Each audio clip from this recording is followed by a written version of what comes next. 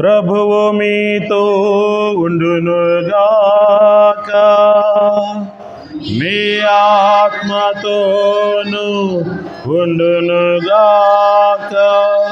పునీత లూకా వ్రాసిన పవిత్ర సువిశేషంలోని భాగము.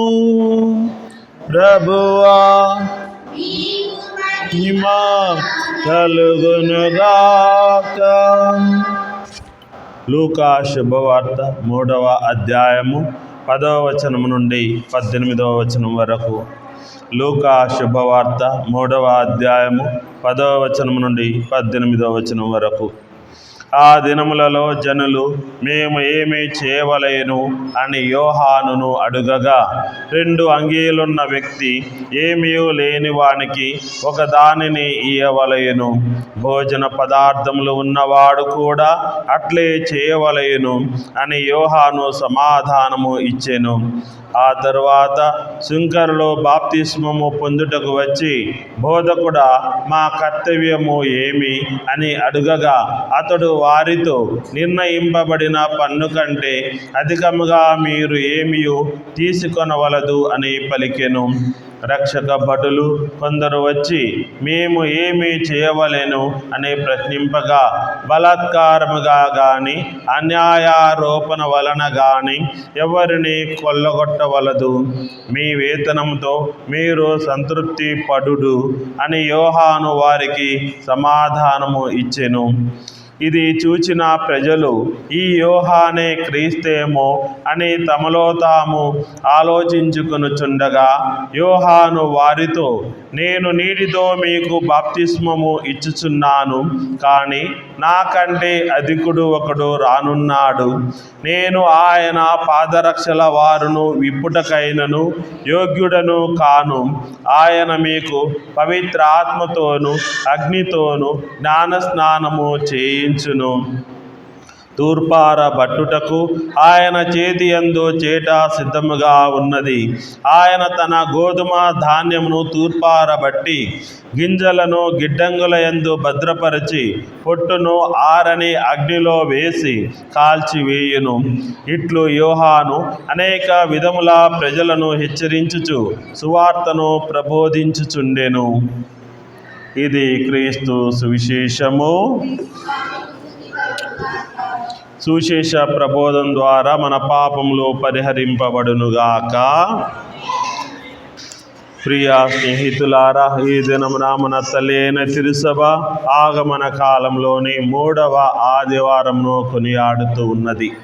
ఈ 3వ ఆదివారమును ఆనంద ఆదివారము, ఆనందమైన ఆదివారము, ఆనందప్రదమైన ఆదివారము అని మనం పిలుస్తూ ఉన్నాము. ఆనందదాయకము అయినటువంటి రోజు ఇది. కనుక మనము ఆనందించాలి, మహా ఆనందించాలి. కనుక మనము ఆనందం చెందాలి. ఎప్పుడునూ చీగులతోనూ చింతలతోనూ చింతలతోనూ వ్యధలతోనూ బాధలతోనూ ఏడ్పులతోనూ పెడబొబ్బలతోనూ కాకుండా, ఎటువంటి విలాపములను కాకుండా మనం ఇప్పటి నుండి ఆనందించాలి, మహా ఆనందించాలి. మనం ఆనందపడాలి, మహా ఆనందపడాలి. మన జీవితంలో ఆనందం చాలా అవసరము. మనిషికి ఆనందం, సంతోషం చాలా అవసరము. మనిషికి ఆకలి వేస్తే అన్నం ఎలా అవసరమో, మన ఆకలి తీరడానికి ఆహారం ఎంత అవసరమో, దాహము తీరడానికి మనకు నీరు ఎంత అవసరమో, మన ఆత్మలకు ప్రార్థన అంతే అవసరము. అయితే మనము శరీరములో, ఆత్మలో మనం ఎల్లప్పుడూ ఆరోగ్యంగా ఉండాలంటే మనము ఆనందంగా ఉండాలి. మనము శరీరము మరియు ఆత్మ ఆనందంగా ఉండాలి కనుక మనం ఎప్పుడునూ ఇతరులతోటి ప్రభు బోధనల ప్రకారంగా మనం జీవించాలి. కనుక మనకు ఆకలి దప్పులకు ఏ విధంగా అన్నము నీరు ఎంత అవసరమో, మనకు శరీరానికి ఎండ తగలకుండా మనకు వస్త్రాలు కప్పుకుంటాము, చలి నుండి కాపాడుకోవడానికి దుస్తులు ముసుగులు వేసుకుంటాము. కనుక మన శరీరాన్ని ఏ విధంగా కాపాడుకుంటామో మన ఆత్మ శరీరాలు మన జీవితాలు బాగుండాలంటే మన జీవితంలో సంతోషము చాలా అవసరము, ఆనందము చాలా అవసరము. మనం ఆనందంగా లేవంటే రోగాలు వస్తాయి, మనం ఆనందంగా లేవంటే జబ్బులు వస్తాయి, మనం ఆనందంగా లేవంటే అందంగా కనపడము. మనం అందంగా కనపడాలంటే మనం ఎప్పుడు నవ్వుతూ ఉండాలి, మనం ఎప్పుడూ సంతోషంగా ఉండాలి. మనిషి నవ్వుతూ ఉన్నప్పుడు, సంతోషంగా ఉన్నప్పుడు, మనిషి ఆనందంగా ఉన్నప్పుడు అందంగా ఉంటాడు, ఆరోగ్యంగా ఉంటారు. అదే ఏడుపు ముఖం పెట్టుకొని ఉన్నాం అనుకో, ఎవరికైనా చూడబుద్ధి అవుతుందా? మరి మనం చూడగలుగుతామా? చూడలేము. ఏడ్చే వాళ్ళని చూడలేము, మరి ముఖం ఊరికే చిట్లించే వాళ్ళ ముఖం చూడలేము. మనము ఇంకా ఎప్పుడును కోపంతో ఉన్నటువంటి వాళ్ళ ముఖం కూడా చూడలేము, ఎప్పుడు చిటపటలాడేటటువంటి వాళ్ళ ముఖం అసలే చూడలేము. మనం ఎవరిని చూడగలుగుతాము? అందంగా ఉన్నటువంటి వారిని చూడాలనుకుంటాము. ఎప్పుడు వాళ్ళు అందంగా ఉంటారు? వాళ్ళు ఆనందంగా ఉన్నప్పుడే అందంగా ఉంటారు. మనం ఆనందంగా ఉన్నప్పుడే ఎదుటివారు అందంగా కనపడతారు. లేదా ఎదుటివారు అందంగా కనపడాలంటే మనం ఆనందంగా ఉండాలి. ఎదుటివారు అందంగా ఎప్పుడు ఉంటారు? వాళ్ళు ఆనందంగా ఉన్నప్పుడే. వారి యొక్క మనసులు, వారి యొక్క హృదయాలు ఆనందంతో నిండి ఉన్నప్పుడే వారు అందంగా కనపడతారు, ఆరోగ్యంగా కనపడతారు. కనుక ఆనందం అనేది క్రైస్తవుని జీవితంలో, మానవ జీవితంలో చాలా అవసరము. కనుక మనిషికి ఆనందం కావడానికి సినిమాలు వచ్చాయి, సీరియళ్ళు వచ్చాయి, టీవీలు వచ్చాయి, ఇప్పుడు సెల్ ఫోన్లు వచ్చాయి. మనం ఏం చేస్తాము? ఈ సినిమాల్లో, సీరియల్లో, సెల్ ఫోన్లో మనము ఆనందాన్ని వెతుక్కుంటూ ఉన్నాము. మనం ఆనందంతో బతకడానికి మనం ఇది ఉంటే ఆనందంగా ఉంటాము, అది ఉంటే ఆనందంగా ఉంటాము. మోటార్ సైకిల్ లేనోడికి మోటార్ సైకిల్ ఉంటే ఆనందం ఉంటుంది అనుకుంటారు, వచ్చినాక తెలుస్తుంది దాని తీట ఎంత తీరుతుందో అనేది. కారు లేనివాడు కారు కావాలని అనుకుంటాడు, కారు వచ్చిన తర్వాత దాని సంగతి ఏందో అప్పుడు తెలుస్తుంది. కనుక లేనివాడు కావాలని, అది ఉంటేనే నాకు ఆనందం కలుగుతుందని అర్రులు చేస్తూ ఉంటారు. కనుక మనిషి జీవితంలో ఆనందం కావాలి. మనిషి జీవితంలో మనం ఎక్కడ దేనిలో ఆనందించాలి? పెళ్లి కానోడికి పెళ్ళి అయితే నేను ఆనందంగా ఉంటా అంటాడు, పెళ్ళి అయినాక తెలుస్తుంది వాని సంగతి ఏందో, ఆనందం ఎంత ఉంటుందో అని తెలుస్తుంది. కనుక ప్రియ స్నేహితులారా, మనం ప్రభువునందు ఆనందించాలి. మనం డబ్బు ఉంటే సంతోషపడతా అంటాము, డబ్బు ఉంటే దాని తర్వాత డబ్బులు నేను చెప్పి 10 మంది సందాలు ఇవ్వమని వస్తారు, అప్పుడు తీరుతుంది అన్నమాట. కనుక ప్రియ స్నేహితులారా, మనం ఆనందాన్ని ఇహలోక వస్తువులలో, ఇహలోక విషయాల్లో మనం ఆనందాన్ని వెతుక్కుంటున్నాం, కానీ ఆ ఆనందము శాశ్వతమైనది కాదు. ఆ ఆనందము మనందరి జీవితాల్లో ఎల్లప్పుడూ ఉండేది కాదు. కానీ ఎల్లప్పుడూ మనందరిలో ఆనందంగా మనం ఎప్పుడు ఉండగలుగుతామంటే ప్రభువునందే మనం ఆనందంగా ఉండగలుగుతాము. ప్రభువునందే, ప్రభు బోధనల ప్రకారంగానే మనం జీవించినప్పుడు మనం ఆనందంగా ఉంటాము. కష్టమైన, కొంచెం ఇబ్బంది అయినా కానీ ప్రభువు యొక్క బోధనల ప్రకారంగా, ప్రవక్తల యొక్క బోధనల ప్రకారంగా మనం జీవించిన ఎడల ప్రభువులోనే మనం ఆనందంగా ఉంటాం. కానీ ఇహలోక విషయంలో, ఏ విషయంలో మనం ఆనందంగా ఉండలేం. మన పదవులలో కానీ, మన అంతస్తులలో కానీ, ఇక ఏ విషయములో కూడా మనం ఆనందంగా ఉండలేము. ఒక ప్రభువులోనే మనం శాశ్వతంగా ఆనందంగా ఉండగలుగుతాం. మనం ప్రభువులో ఎలా ఆనందంగా కలుగుతాము? మనం దేవుని వాక్యాన్ని ఆలకించాలి, దేవుని వాక్య ప్రకారంగా జీవించినప్పుడే, ప్రార్థనలో ఉన్నప్పుడే మనం ఆనందంగా ఉంటాము. కనుక ఆ ఆనందం అనేది ఇదిగో మీకు సొంతం అవుతుంది, ఇదిగో మీకు దగ్గరలో ఉన్నది, ఇదిగో మీకు చేరువలోనే ఉన్నది, ఇదిగో ఆనందం మీకు సమీపంలోనే ఉన్నది అని ఈ దినం నా పూజా పఠనాలు మనకు బోధిస్తూ ఉన్నవి. ప్రియా స్నేహితులారా, ఈ దినమున మొదటి పఠనము జెఫన్యా ప్రవక్త యొక్క గ్రంథం నుంచి తీసుకోబడినది. జెఫన్యా ప్రవక్త, ఈయన ఇర్మియా ప్రవక్తతో సమకాలీన కాలికుడు. ఇర్మియా ప్రవక్తతో అదే కాలంలో జీవించినటువంటి వాడు. కనుక ఈ జెఫన్యా ప్రవక్త బాబిలోనియా ప్రవాసంలో కూడా ఇశ్రాయేలు ప్రజలతో ఉన్నారు.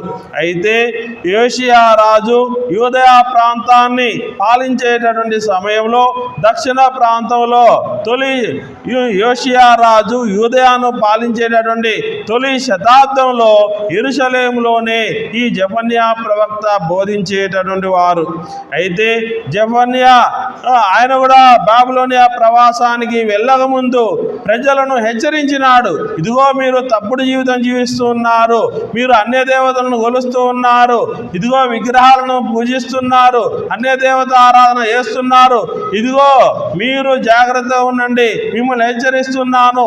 మరలా మీరు ఇంతకుముందు ఈజిప్టులో ఏ విధంగా బానిసలుగా బ్రతికి ఉన్నారో అలాగే మరలా మీరు ప్రవాసంలోనికి పోతారు, మరలా మీకు బానిస బతుకులు వస్తాయని అనేక మార్లు ప్రవచించాడు. కానీ ఎవరు ఈ జెఫన్యా ప్రవక్త మాట వినలేదు. ఈయన ప్రవాసానికి ముందు క్రీస్తు పూర్వము 587 ముందుగానే ఈ జెఫన్యా ప్రవక్త ఇశ్రాయేలు ప్రజలను హెచ్చరించాడు. కానీ వాళ్ళు ఆయన మాట వినలేదు, పెడచెవిన పెట్టారు. కనుక ఈ ఇశ్రాయేలు ప్రజలు బాబిలోనియా ప్రవాసంలో క్రీస్తు పూర్వము 587 సంవత్సరం నుండి క్రీస్తు పూర్వము 539 సంవత్సరం వరకు, అనగా దాదాపు 40 సంవత్సరాల పాటు ఇశ్రాయేలు ప్రజలు బాబిలోనియా ప్రవాసంలో ఉన్నారు. ఎలా బతికారు మరి? అక్కడ బాబిలోనియాలో బానిసలుగా బ్రతికినారు. అంటే ఒక గుర్తింపు లేదు. మనం పశువులను సంతలో అమ్మేసినట్లుగా ఈ బాబిలోనియాలో బానిసల్ని ఆ విధంగా అమ్మేయడం జరుగుతుంది. బానిసల్ని అమ్మేయచ్చు, కొనేయచ్చు. కనుక బానిసలకు గుర్తింపు ఉండదు, వాళ్ళకు పేరు అనేది ఉండదు, వాళ్ళకు ఒక అస్తిత్వం ఉండదు. కనుక ఆ విధంగా బతికినటువంటి వారు ఈ ఇశ్రాయేలు ప్రజలు. అయితే ఈయన ఈ జెఫన్యా ప్రవక్త వారిని హెచ్చరిస్తూ ఉన్నారు. మనం జెఫన్యా ప్రవక్త గ్రంథంలో మొదటి అధ్యాయాన్ని మనం చూసిన ఎడల ఈ జెఫన్యా ప్రవక్త ఇశ్రాయేలు ప్రజలను హెచ్చరిస్తూ ఉన్నాడు. ఎందుకంటే వాళ్ళు సూర్యచంద్రాదులను నక్షత్రాలను వాళ్ళు పూజించేటటువంటి వారు. సూర్యుని దేవుని గాను, చందమామను దేవత గాను, నక్షత్రాలను దేవతలు గాను వాళ్ళు పూజించేటటువంటి వారు. అంతేకాకుండా మిల్కోము అనేటటువంటి అన్య దేవతలను కూడా వాళ్ళు ఆరాధించారు. మరి ఎందుకు ఫాదరు అదేవిధంగా విగ్రహారాధన చెప్తున్నారు అంటే మీకు అర్థం కావాలి. విగ్రహాన్ని మనం ఇప్పుడు పూజించినట్టుగా ఆ రోజుల్లో పూజించలేదు. మనం ఎప్పుడు విగ్రహాల దగ్గర మనం చూస్తూ ఉన్నాం, ఓ పొట్టేలను కోయటము, లేదా ఏదో ఒక జంతువును, ఏదో ఒక పశువును బలి ఇచ్చినట్టుగా ఈ రోజుల్లో చేస్తున్నాం. కానీ ఆ రోజుల్లో ఆరాధన ఇంకా మహాభయంకరంగా ఘోరంగా ఉన్నది. అది ఎటువంటిది అంటే ఆ ఆరాధన, విగ్రహారాధన ఎలా ఉంటుందంటే హేయమైనది, అసహాయమైనది, ఇంకా పచ్చిగా చెప్పాలంటే సిగ్గుమాలిన విధంగా వాళ్ళు ఆరాధన చేసేటట్టున్నారు. సిగ్గుమాలిన పని విధంగా చేసేటటువంటి వారు. సిగ్గుమాలిన పని ఎప్పుడు అవుతుంది? ఈ మాట ఎప్పుడు ఉపయోగిస్తారు? సిగ్గుమాలిన పని అంటే మరి వ్యభిచారంతో సమానము. కనుక వ్యభిచారంతో అంటే ఘోరమైనటువంటిది. ఎందుకు చెప్తున్నానంటే మన పవిత్ర బలిపీఠం చేత ఎందుకు చెప్తున్నా అంటే ఆనాడు ప్రజలు విగ్రహారాధన ఎలా చేసేవారంటే విగ్రహాలతోటే ఒక రకంగా వ్యభిచారం చేస్తున్నారు, సంసారం చేసినారు. విగ్రహాలతోనే చేసినారు. విగ్రహాలతో సంసారం చేయడమే వారు దేవుణ్ణి ఆరాధించినారని అనుకున్నారు. ఎంతగా వ్యభిచారం చేస్తే విగ్రహాలు ఆ దేవతలయ్యి అవి సంతోషపడి తమల్ని ఆశీర్వదిస్తారని వాళ్ళు ఆ విధంగా ఆరాధన చేసేటట్టున్నారు. అందుకే జెఫన్యా ప్రవక్త ఈ ఇశ్రాయేలు ప్రజలను మీరు సిగ్గుమాలిన పని చేస్తున్నారు అని ప్రజలను దూషించినాడు, వారిని విమర్శించినాడు, వారితో కటువుగా ఉన్నాడు. అయినా కానీ ఆ ప్రజలు మాట వినలేదు. దాని పర్యవసానంగా వాళ్ళందరూ బాబిలోనియా సిరియాలో ప్రవాసంలో అన్యజనుల మధ్య వారు శిక్షను అనుభవిస్తూ ఉన్నారు. అందుకే దేవుడు అన్య జాతీయులకు అప్పగించినాడు. వీళ్ళు బుద్ధి తెచ్చుకుంటారని చెప్పేసి అన్య జాతీయులకు అప్పచెప్పినాడు. అక్కడికి పోయిన తర్వాత వాళ్ళు అనుకున్నారు, మన దేశం ఏంది, మనది యూదా దేశము, మన దేశంలో మనం రాజులుగా బతికినాము, రాజపుత్రులుగా బతికాము. కానీ ఇక్కడ ఏమైంది, బానిసలుగా బతుకుతున్నాము, బానిస బతుకుతున్నాము. మనం తినడానికి తిండి కూడా కరువు అయిపోయినది, ఉండడానికి ఇల్లు కూడా లేదు. వారికి అటువంటి దుర్భరమైనటువంటి పరిస్థితుల్లో వాళ్ళు జీవించేటటువంటి వారు. అందుకే అప్పుడు వాళ్ళు బాబిలోనియాలో అప్పుడు వాళ్ళు కళ్ళు తెరుచుకున్నారు. ఈ 40 సంవత్సరాల జీవితంలో ఆ ప్రజలందరూ వాళ్ళు చూశారు, 40 సంవత్సరాలంటే ఏంటండి, ఒక తరం వెళ్ళిపోతుంది, ఒక తరం పూర్తిగా అంతరించిపోతుంది. అంటే తప్పు చేసిన వాళ్ళందరూ బాబిలోనియాలో అంతమొందినారు అని మనం చెప్పవచ్చును. కాబట్టి 40 సంవత్సరాలు ఉన్నారంటే ఒక తరం వెళ్ళిపోతుంది. కానీ ఆ రోజుల్లో 40 సంవత్సరాలు, ఈ రోజులో 20 సంవత్సరాలకి ఒక తరం వెళ్ళిపోతుంది. కనుక సంవత్సరం తగ్గిపోతుంది. కనుక 20 సంవత్సరాలకే తరాలు మారుతూ ఉన్నవి. కనుక ప్రియ స్నేహితులారా, అందుకే ఆ రోజుల్లో ఈ జెఫన్యా ప్రవక్త ఏమన్నాడు తెలుసా, ఇదిగో తీర్పు దినము దగ్గర పడింది అన్నాడు. తీర్పు దినం అంటే ఆ రోజుల్లో ప్రజలు ఏమని అర్థము, మీకు శిక్ష పడేటటువంటి రోజు దగ్గర పడింది అని వారిని హెచ్చరించినాడు. కనుక అప్పుడు వాళ్ళు ప్రవక్తలు చెప్పిన మాటలు గుర్తు చేసుకున్నారు. వారు పరితాపం చెందినారు, పశ్చాత్తాపం చెందినారు.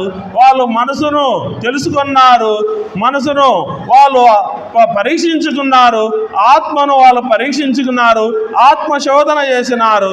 అవును కదా, మనం తప్పు చేశామని వాళ్ళు పశ్చాత్తాపాన్ని వెలుబుచ్చుతున్నటువంటి సమయంలో ఈ దినం నా మొదటి పడంలో జెఫన్యా ప్రవక్త చెప్తూ ఉన్నాడు, ఇదిగో విలాప దినాలు ముగిసేటటువంటి రోజులు వచ్చినవి, ఏడ్చేటటువంటి రోజులు పోయినవి. మేము తప్పు చేసినామని మీరు ఏడుస్తూ ఉన్నారు, పశ్చాత్తాపంతో కన్నీరు పెడుతూ ఉన్నారు.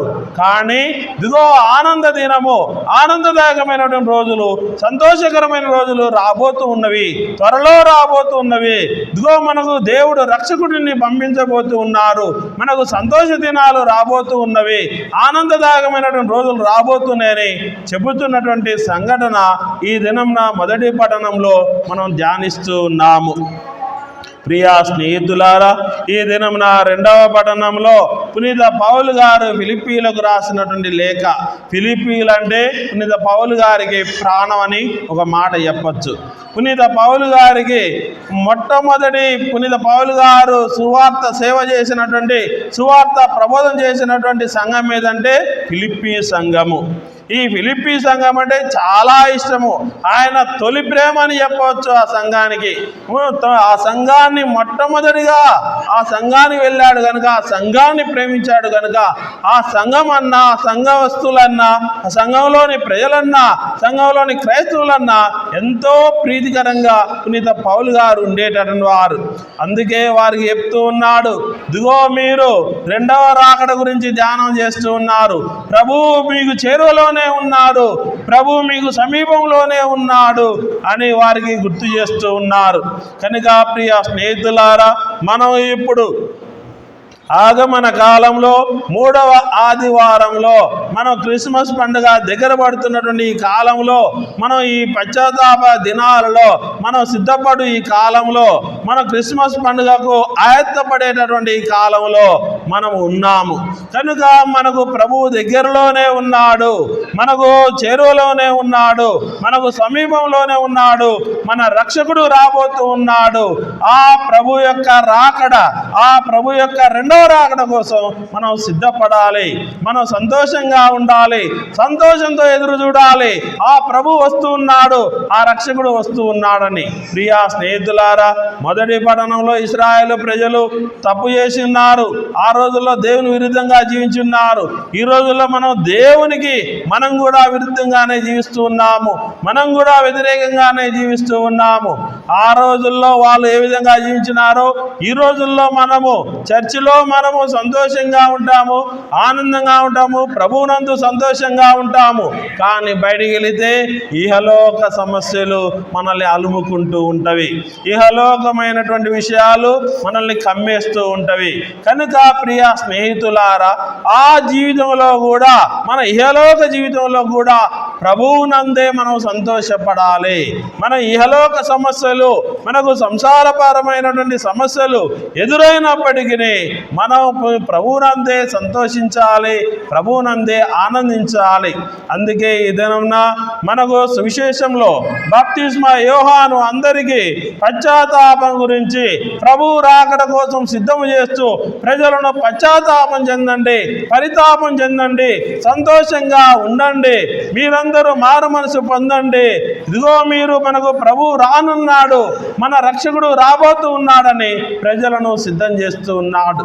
బాప్తిస్మా యోహాను నూతన ఏలియాగా, పాత నిబంధనలో ఉన్నటువంటి ఏలియాగా, మనకు నూతన ఏలియాగా మనకు బాప్తిస్మా యోహాను యేసు ప్రభు రాకడకు ముందు ఆయన వచ్చి యేసు ప్రభు యొక్క ప్రజా జీవితానికి ముందుగా బాప్తిస్మా యోహాను ప్రజలను సిద్ధం చేస్తూ ఉన్నాడు, ప్రజలను ఆయత్తపరుస్తూ ఉన్నాడు, ప్రజలను ప్రభు యొక్క రాకడ కోసము సిద్ధము చేస్తూ ఇదిగో మీరు పశ్చాత్తాపం చెందండి అని చెప్తూ ఉన్నారు. అంతేకాకుండా అక్కడ ఉన్నటువంటి వివిధ వర్గాల వారికి, వివిధ అంతస్తుల వారికి, వివిధ ఉద్యోగాలలో ఉన్నటువంటి వారికి ఇదిగో మీరు నిర్ణయింపబడినటువంటి పన్ను కంటే అధికంగా ఏమి తీసుకోవద్దు. ఎందుకంటే ఆ రోజుల్లో సుంకరి అంటే సుంకం వసూలు చేసేవాడు, పన్నులు వసూలు చేసేవాడిని సుంకరి అంటారు. కనుక ఆ సుంకరులు ఏం చేసేవాళ్ళు, రోమా ప్రభుత్వానికి ఒక నాణ్యం వసూలు చేయంటే 4 నాణాలు వసూలు చేసేటట్టున్నారు. ఒక నాణ్యమేమో రోమా ప్రభుత్వానికి, 3 నాణ్యాలేమో వాళ్ళు జోబులు వేసుకునేటటువంటి వారు. కనుక అన్యాయంగా పన్ను వసూలు చేస్తున్నారు. కనుక మీరు అలా చేయొద్దు, మీరు నిజాయితీగా ఉండండి. నిజాయితీ అంటేనే పరిశుద్ధంగా ఉన్నట్టు. మనం నిజాయితీగా ఉన్నామంటే దేవుని ముందు పరిశుద్ధులముగా ఉన్నట్లు. అదేవిధంగా ఇంకా కొంతమంది వచ్చారు. రక్షక భటులు అంటే పోలీసు వాళ్ళంటే మనకు తెలియదు ఏముంది, మనకు తెలుసు. వాళ్ళు ఏం చేస్తారు, బలాత్కారంగా కానీ అన్యాయంగా కానీ అనేకమైన కేసులు బనాయించి వాడి మీద నానా రకాలుగా ఇబ్బంది పెట్టి బెదిరించి వాడి నుంచి వసూలు చేయడమే చేస్తూ ఉంటారు. ఆ రోజుల్లోనే కాదు, ఈ రోజుల్లో కూడా పోలీసు వారు అక్కడక్కడ కొంతమంది మారినారు. కానీ ఇప్పటికీ ఈ విధంగా ఇంకా కొంతమంది పోలీసులు ఉన్నారు. అన్యాయంగా కేసులు బనాయించి బలాత్కారంగా వారిని కొల్లగొట్టి మరి వారి నుంచి వసూలు చేసుకొని వారి దగ్గర ఉన్నటువంటి ధనాన్ని కొల్లగొట్టుకునేటటువంటి వారు. అందుకే బాప్తిస్మా యోహాను మీకు వచ్చినటువంటి జీతంతో మీరు సంతోషంగా ఉండండి, మీరు ఆనందంగా ఉండండి, సంతృప్తి చెందండి అని చెప్తూ ఉన్నారు. కనుక ప్రియ స్నేహితులారా, ఇంకా ఈ బాప్తిస్మా యోహాను ప్రజలను యేసు ప్రభువు మెస్సయగా రాబోతున్నాడు కనుక, మెస్సయ అనేటటువంటి పదము హీబ్రూ భాషలో ఉంది కనుక, క్రీస్తు అనేటువంటి పదము గ్రీకు భాషది కనుక తెలుగు భాషలో రక్షకుడు అని పిలుస్తాం కనుక, ఇదిగో రక్షకుడు రాబోతూ ఉన్నాడు అని చెప్తూ వారిని సిద్ధం చేస్తూ మరి ఆయన వస్తూ ఉన్నాడు. నేను మీకు నీటితో బాప్తిజం ఇస్తున్నాను, కానీ ఆయన ఎంత శక్తివంతుడంటే పవిత్రాత్మతోనూ శక్తితోనూ మీకు జ్ఞాన స్నానం ఇచ్చును అని చెప్తూ ఉన్నారు. కనుక ప్రియ స్నేహితులారా, అటువంటి దేవాది దేవుడే దిగి వస్తున్నాడని పరోక్షంగా తెలియజేస్తున్నాడు. అగ్నిని కురిపించేటువంటి శక్తి ఎవరికుంది? దేవుడికే ఉన్నది. కనుక పవిత్రాత్మను తోటి మరి జ్ఞానస్నానం ఇచ్చేది ఎవరికి? దేవుడికే సాధ్యము, మనుషులకు సాధ్యము కాదు. కనుక ఆ దేవుడే మరి దిగి వస్తున్నాడు. ఆ దేవుడే ఎవరినో ఎప్పుడో ఎందుకు పంపించాలి? ఇశ్రాయేలు ప్రజలను బాబిలోనియా నుండి వారిని యూదా రాజ్యానికి, ఇశ్రాయేలు దేశానికి తీసుకురావడానికి, వారికి విడుదలను ఇవ్వడానికి దేవుడు కోరేషు రాజును మెస్సయగా ఎన్నుకున్నాడు. ఇప్పుడు దేవుడు వాళ్ళని వీరిని ఎన్నుకోవడం కాదు, తానే దిగి వస్తున్నాడు, తానే ఒక రక్షకుడుగా వస్తున్నాడు. తానే ఈ లోకానికి పాత నిబంధనలో దేవుడు తన ప్రజలను రక్షించడానికి అనేక విధాలుగా, ఇంకా న్యాయాధిపతులుగా, ఇంకా రాజులుగా, ఇంకా అన్యులను కూడా అన్య రాజులను కూడా తన ప్రజలకు విడుదలనివ్వడానికి, తన ప్రజలను కాపాడుకోవడానికి దేవుడు అటువంటి నిర్ణయాలు తీసుకొని ఆ విధంగా తన ప్రజలను కాపాడుకుంటూ వచ్చాడు. కానీ ఇప్పుడు దేవుడే దిగి వస్తున్నాడు. దేవుడే ఒక మెస్సయగా దిగి వస్తున్నాడు. దేవుడే ఒక క్రీస్తులా దిగి వస్తున్నాడు. దేవుడే రక్షకుడులా దిగి వస్తున్నాడు. తన ప్రజలను, తాను సృష్టించినటువంటి ప్రజలను, తానే ఒక దేవుడు కనుక, తానే ఒక సృష్టికర్త కనుక, తానే ఇహలోకానికి ఒక రక్షకుడిగా, ఒక మెస్సయగా, ఒక క్రీస్తుగా దిగి వస్తున్నాడు అని బాప్తిస్మ యోహాను ఈ దినం నా సువిశేషంలో తెలియజేస్తూ ఉన్నారు. కనుక మనమందరము సంతోషపడాలి. దేవుడే దిగి వస్తున్నాడు కనుక మనం కూడా మన యొక్క బంధాల నుండి, పాప బంధాల నుండి మనకు విడుదలను, కొన్నిసార్లు కొన్ని వ్యసనాలు, కొన్ని అలవాట్లు మనం మానుకోలేము.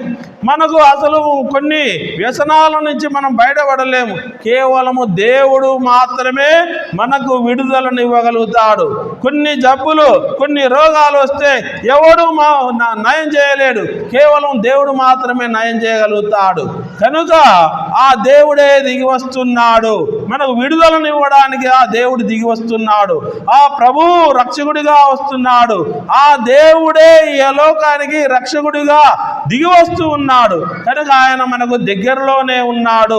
ఆయన మనకు చేరువలోనే ఉన్నాడు. ఆయన మనకు సమీపంలోనే ఉన్నాడు.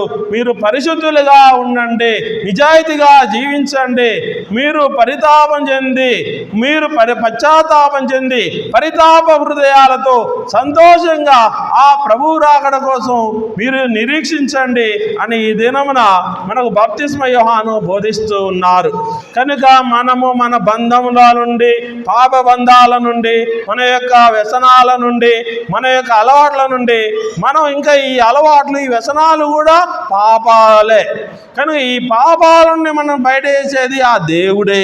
కనుక ఆ దేవుడే దిగి వస్తున్నాడు కనుక మనం సంతోషంతో ఆ ప్రభువు రాకడ కోసం నిరీక్షించుదాము, ఆ ఆనందంతో నిరీక్షించుదాము.